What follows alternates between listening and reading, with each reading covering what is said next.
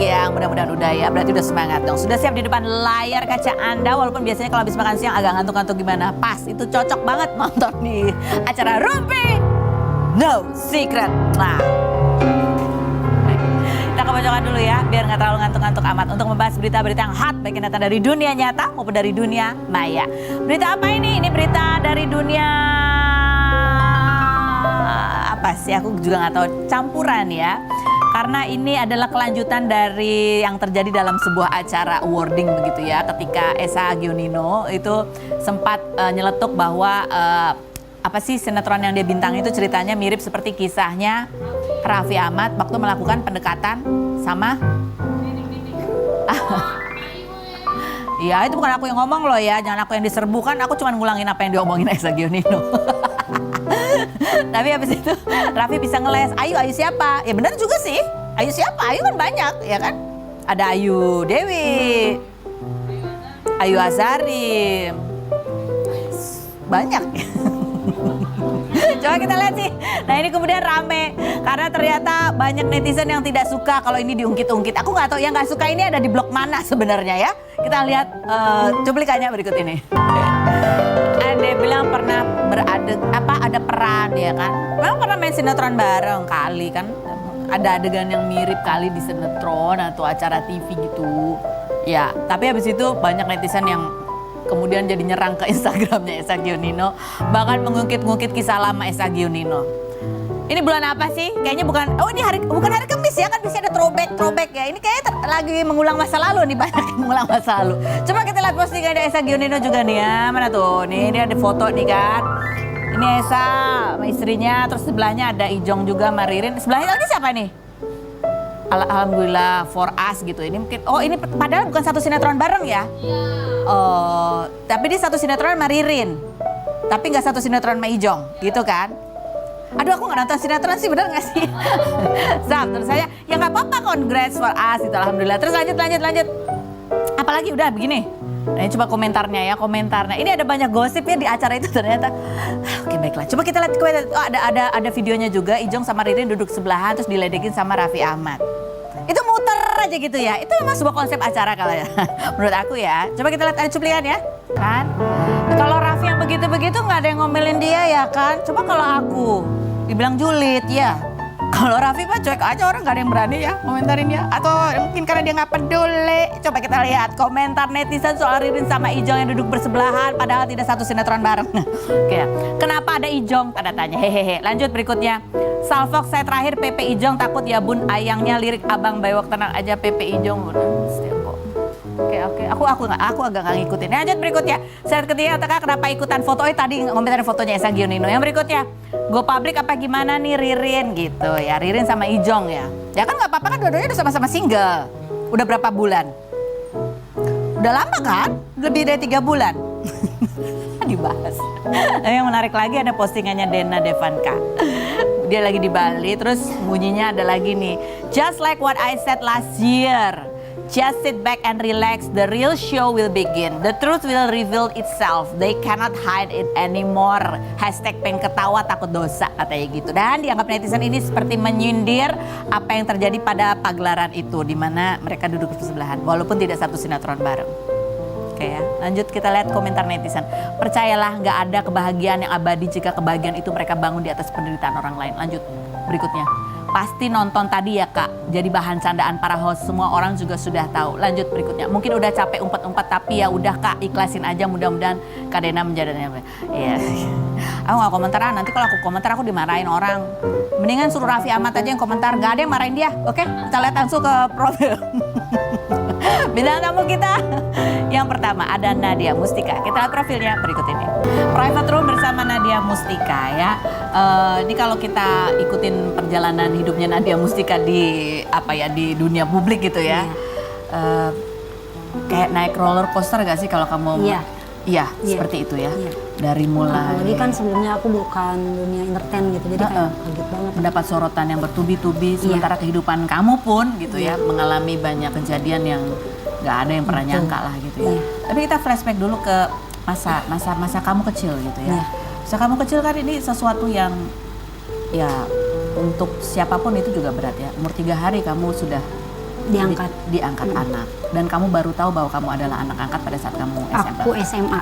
SMA. Sebenarnya mungkin waktu SMP, SD tuh aku kayak tetangga gitulah. Ngomong, cuman kayak aku suka nanya ke keluarga angkat kayak bener gak sih? Tapi keluarga angkatnya masih kayak enggak kok, Nadia anak kita. Tapi dengan sering berjalannya waktu, udah makin dewasa, mereka juga ngomong. Terus juga aku mendapat pelajaran dari dunia sekolah gitu ya. Ternyata ya emang anak angkat gitu, tapi ya menerima dengan baik.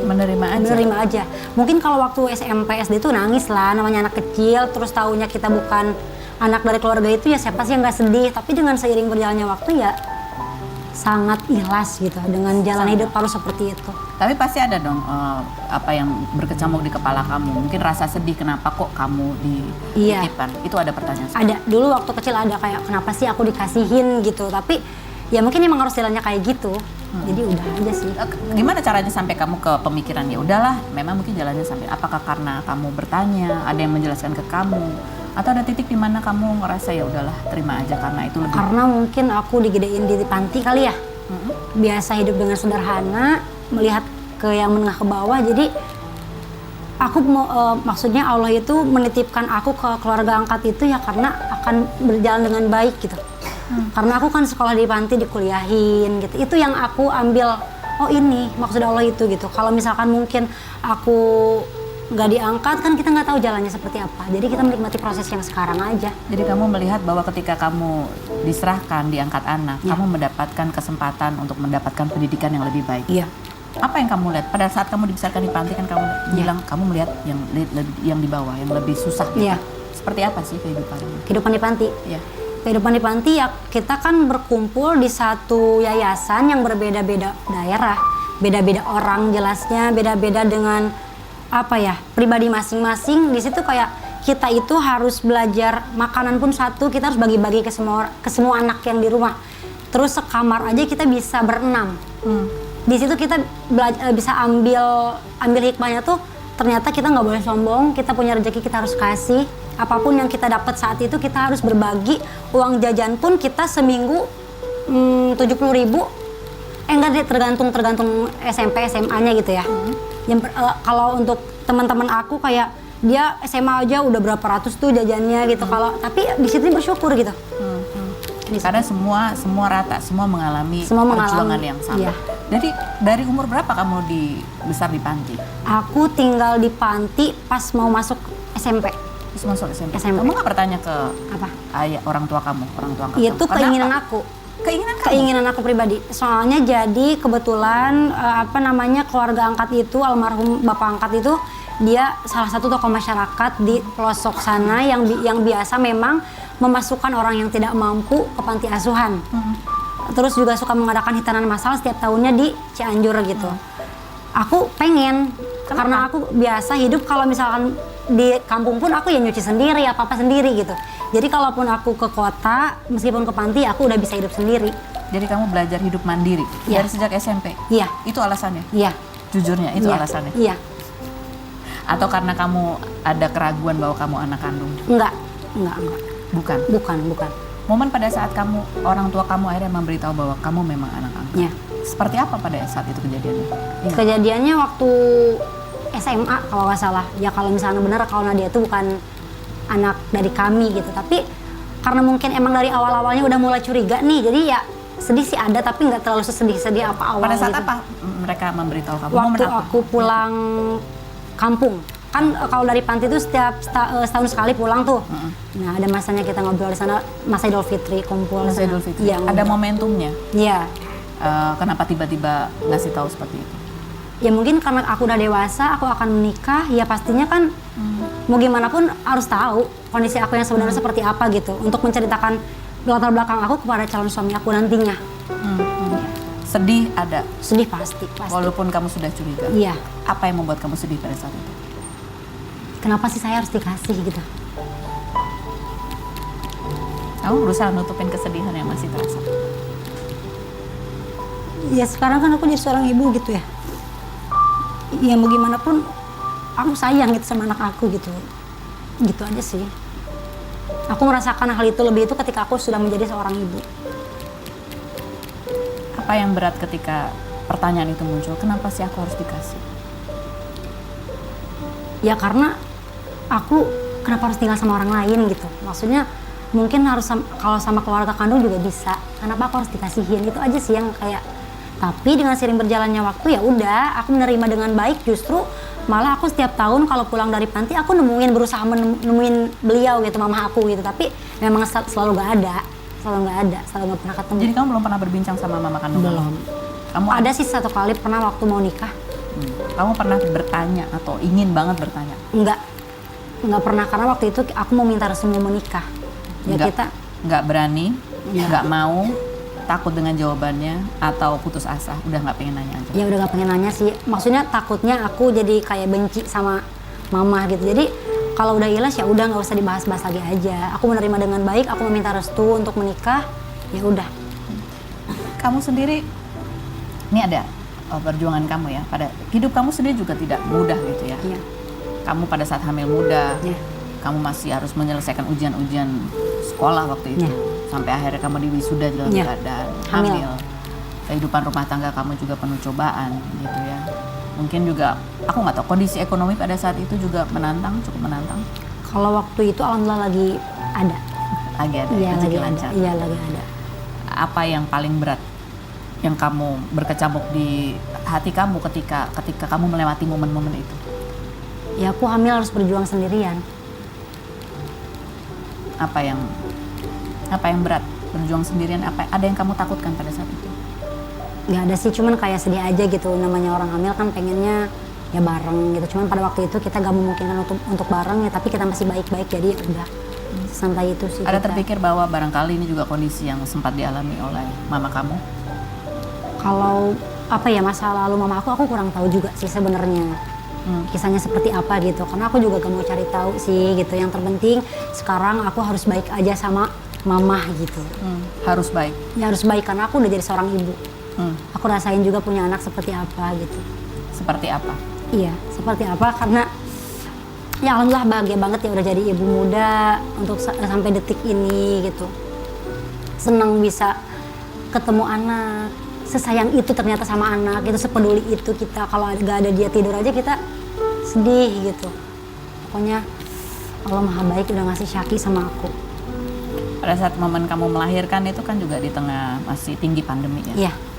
Tidak ada yang bisa nemenin kamu di ruang persalinan, ada?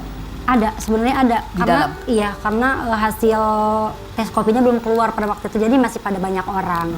Dan Pada kamu saat sempat itu. positif kan? Iya, pas tahu positif barulah pada jauh. Tapi Dan dipisahkan sama, iya dipisah sama Syaki, dipisah. bisa cerita momen itu pada saat itu? Waktu itu ya aku lahiran ya udah tahu hasilnya positif, akhirnya aku dipisah. Kebetulan juga Syaki dipisah juga karena kondisinya pada saat itu saturasinya benar-benar turun, dia demam juga, terus juga dia kuning, jadi dia harus dirawat gitu. Kalau kamu menggambarkan momen itu ya, udah hamilnya berat, melahirkannya juga penuh tantangan. Kamu menggambarkan momen itu tuh masa apa sih dalam kehidupan kamu, Nadia? Pokoknya kalau nginget masa itu ya pasti sedih banget ya, pasti sedih banget. Tapi kan bukan berarti kita harus sedih terus-terusan gitu Kak. Dengan sering berjalannya waktu ya kita harus happy gitu. Kamu sedih biasanya kamu bercerita ke siapa atau apa yang kamu lakukan pada saat itu? Aku cuman bisa ya nangis aja, paling ngobrol sama keluarga gitu. Keluarga itu siapa? Keluarga angkat. Keluarga angkat? Iya. Apa yang kamu katakan waktu itu? Atau apa nasihat mereka pada saat itu ke kamu? Yang sabar. Cuma bilang sabar. Ada sempat ada kemarahan nggak pada saat itu? Enggak. Kita cuma bilang ya sabar aja, sabar. Dari hati kamu nggak ada kemarahan? Nggak ada. Dengan Sabar. keadaan? Enggak. Benar? Menerima dengan baik.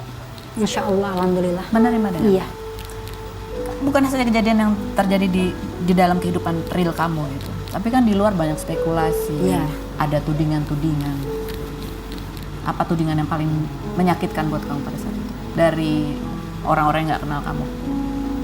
Apa ya? Ya hamil duluan.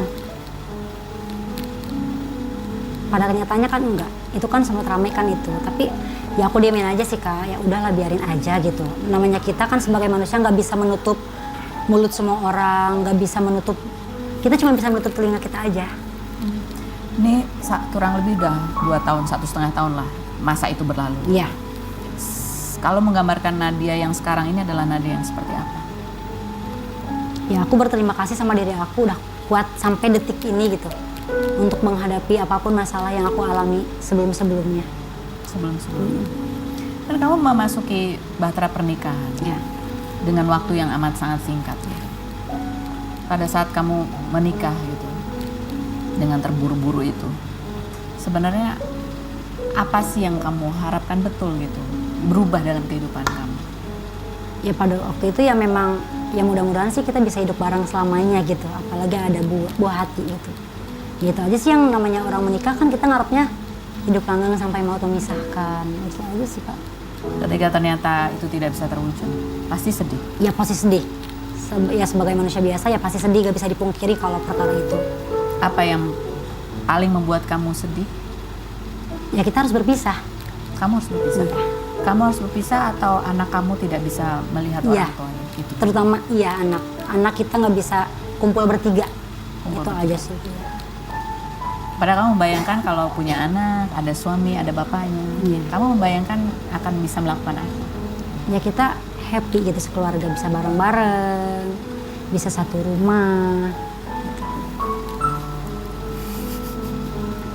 Kamu berusaha mengubur semua itu, betulkah? Iya, ya udah sih maksudnya yang udah lalu ya udah gitu. Kita ikhlas aja, kita harus sabar, kita harus menjalani yang kedepannya seperti apa. Ada banyak pelajaran yang kamu dapatkan dari kejadian yang kamu, baik dalam lingkungan yang nyata maupun yang media sosial tuduhkan, orang-orang yang tidak bisa kamu kontrol yang berkomentar terhadap diri kamu. Ya, Apa pelajaran yang paling berharga selama momen-momen itu? Ada mungkin banyak pastinya. ya. 2 lah. 1 apa? Bahwa apa? Ya kita harus baik sama semua orang. Kita harus sabar menghadapi situasi apapun. Sabar, Sabar. sabar. Dan Salah kamu satunya dan di sabar. momen ini kamu berterima kasih sama dirimu sendiri karena Iya. sudah sabar. Iya, sudah kuat dan sudah sabar. Pernah ada momen kamu gak sabar? Ya namanya juga manusia kan, tapi kan kita harus berusaha untuk selalu sabar. Ada hal yang sebenarnya sempat terpikir untuk kamu lakukan, tapi kamu berterima kasih pada dirimu sekarang karena itu tidak jadi kamu lakukan. Enggak ada, Nggak ada. enggak ada. Jadi yang kamu lakukan adalah sabar. Sabar, Sabarnya ngapain? sabar. Ya berdoa sama Allah kan selama hamil, Berdoa. sholat terus. Iya. Terus apa lagi? Ya udah itu aja sih Kak, doa. Doa, Kerja. doa. Fokus kerja. Iya, Kerja. iya. Kerja untuk apa? Untuk Syaki. Kita akan kembali lagi. Jangan kemana-mana. Tetap di Room Kiki.